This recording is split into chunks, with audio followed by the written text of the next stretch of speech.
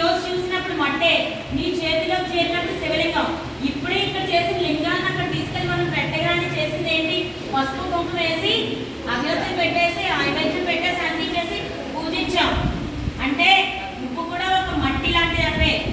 నీ విలువని నువ్వు పెంచుకోవాలి అని అంటే మనం ఎంత అలాగా ఉండాలి అని చెప్పడం కోసం ఇలాంటి ధర్మాన్ని, ఇలాంటి కాన్సెప్ట్ని మన సనాతన ధర్మంలో వచ్చేది.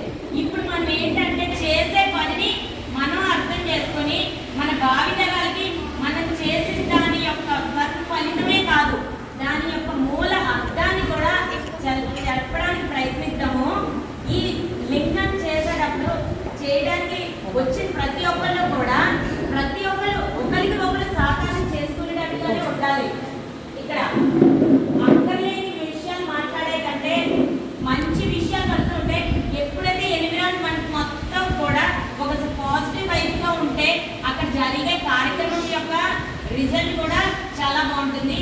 మన మంచి ఉద్దేశంతో మంచిగా అందరూ ఇక్కడ చేసి